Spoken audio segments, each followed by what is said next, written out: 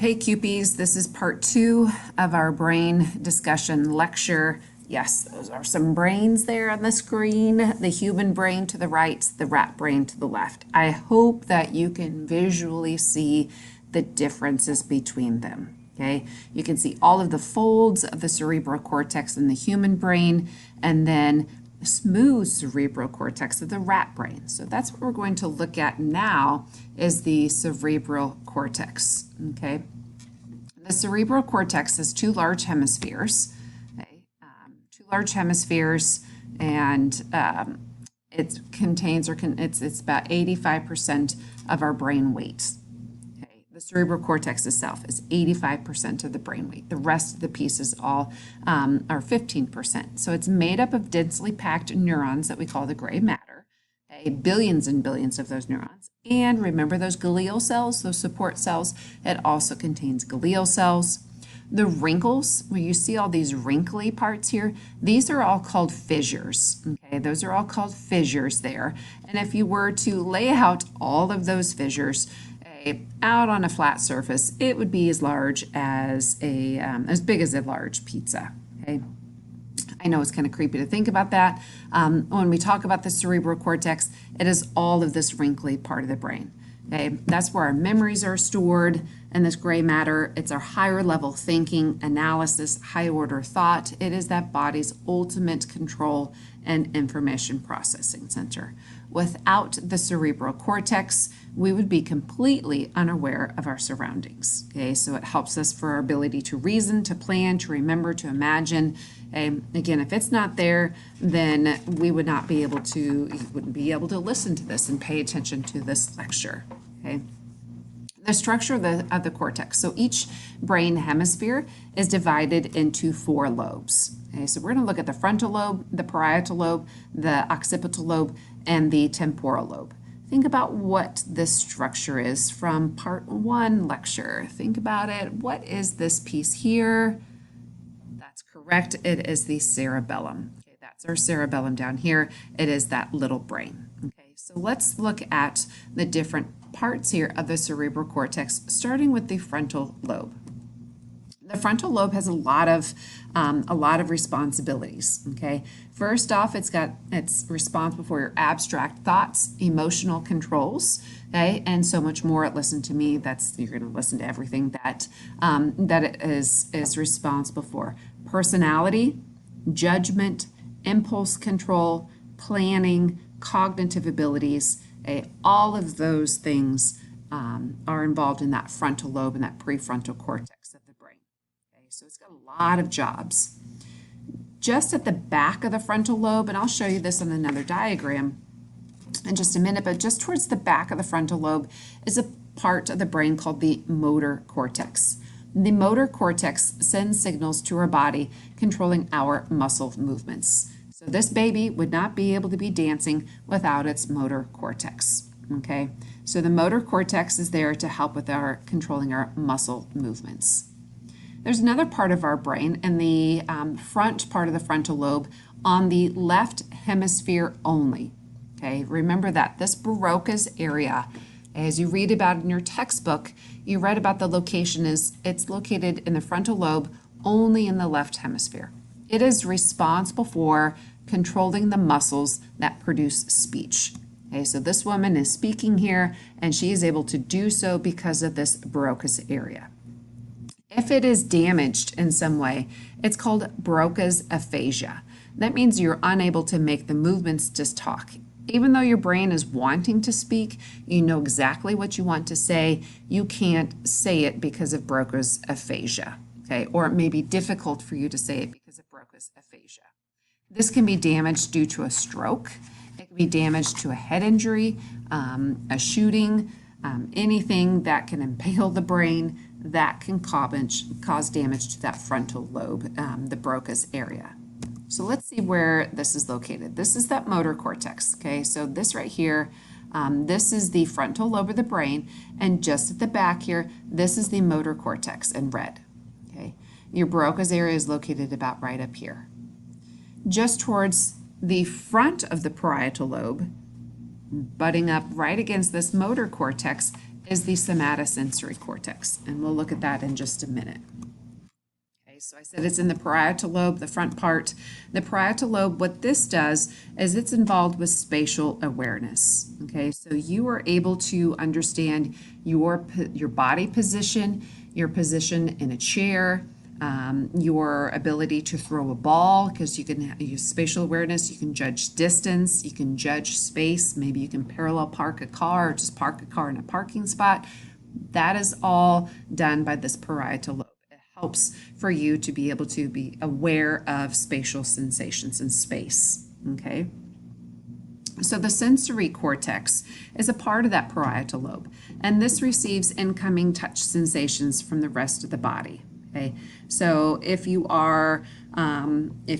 touch something with your hand and so forth, that's the part of the body that's going to be, taking this information in. When this poor girl, when she gets the sunburn, okay, or she gets sunburned, she's going to feel it from all parts of her body, and her sensory cortex is kind of going to be on overload here.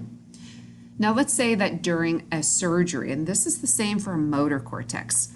During a surgery, a doctor or a surgeon, neurosurgeon for that matter, they can stimulate parts of the body to feel touch sensations when they're not actually there.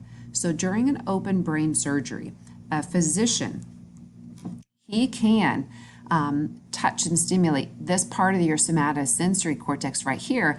And what is it located to? It's located to the thumb. So you would actually feel on your thumb pressure, but when you look at your thumb, there's actually nothing there, okay? So all parts of the somatosensory cortex, and the same thing with this motor cortex, they all have different parts that they're responsible for. It is not necessary for you to know all of these. It's just something interesting to point out, is that, hey, let's say that they stimulate this part right here, and you look at your shoulder, you would think that somebody's touching you there or something is touching you there, but it's actually not. It's because they're stimulating it inside the brain, okay? That is the parietal lobe. Going on to the occipital lobe. The occipital lobe is located right back here. It's a very small portion back here, but in the back part of the brain. Okay, so the occipital lobe deals with vision.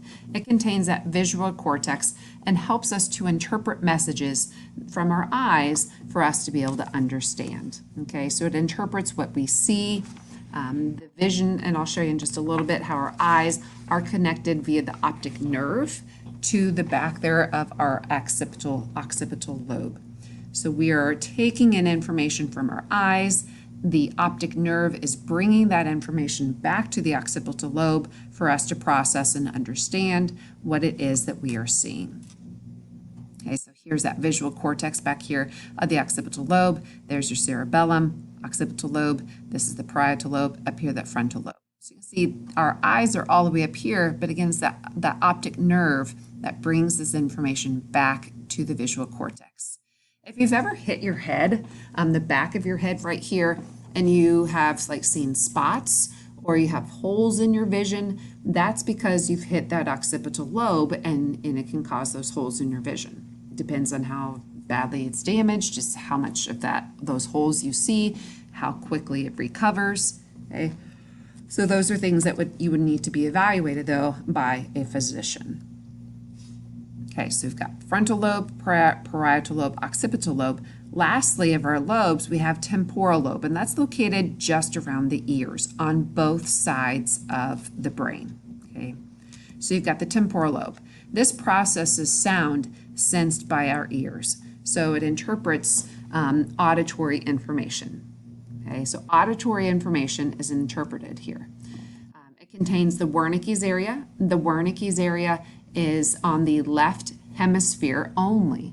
Just like the Broca's area is located in the left hemisphere only, the Wernicke's area is located in the left hemisphere only, and this helps with our receptive language. It helps us to interpret what people write and what people say. Just like with Broca's area, if it's damaged, you have a Broca's aphasia. This, you have Wernicke's aphasia. That's where you are unable to understand language, what people are telling you. Your syntax and grammar could be jumbled, and you just may not be able to understand that well. okay? So it is lateralized too, meaning that you have both the temporal lobe on this hemisphere and then also on the other hemisphere, okay? So the auditory cortex, and we're going to talk about this during our sensation unit of all different parts of the ear and the inner ear. This auditory nerve here, that's the part that's connected here to our auditory cortex as right up here in the temporal lobe. So with the visual cortex, you had an optic nerve. Right here, you have an auditory nerve that carries information up to the auditory cortex to be able to be interpreted, and then your body will determine, or your brain determines how to respond to that information. Okay, there you go. See, that's how it's how the sound enters. Lastly, here we have the corpus callosum. Okay, should have given you warning, warning, brain pictures ahead. Okay, the corpus callosum, this is the part of the brain that connects the two hemispheres, and it has the ability to send messages back and forth from one hemisphere to the next. Okay, this is what it looks like when it's all together, this part right here, this bridge. So it's the bridge, and it carries information from this hemisphere to the next hemisphere. Okay, if this is severed, that means that these hemispheres can no longer communicate, and you cannot put that back together again. Once it's severed, and it cannot communicate one side to the next. You might be asking, okay, well, why would anybody want to do that? Hey, what's the purpose of severing the corpus callosum? Well, in one case, the purpose of that is to help prevent seizures, from traveling from one hemisphere to the next hemisphere. So seizure disorders, like with epilepsy, a neurosurgeon may partially or fully sever this corpus callosum, again, to prevent seizures from occurring from one side to the next. Okay. What happens then is now you've got your brain, the two hemispheres of your brain, working independently of each other, a split brain. And we will talk about split brain in another lecture at a later time this week. So here's some more pictures here of the corpus callosum, okay? That bridge between the two hemispheres. So that is it for our parts of the brain, just really short and sweet. I hope that you got some extra additional information from this that was not in your book. I am going to post on Schoology for you some video clips to go to learn more about the brain and brain injuries. There's one video clip on Gabby Giffords, who is a congresswoman from Arizona who was shot in the head at a rally outside of a supermarket, and the bullet grazed her Barocas area. Okay, so not only did she have to learn how to speak again, but she also had to learn how to walk from the severity of the damage of the bullet. So those videos, I will post links to those on Schoology in a slide that just says video links. Okay, so I would like for you to watch those together and gain more information about the brain, how the brain works, and what happens when there are damages inside the brain. Also with strokes, concussions, there'll be lots of different videos to watch. Okay, so we'll meet again next class to see what questions that you have. Okay, until then, you guys be studying up on the parts of the brain.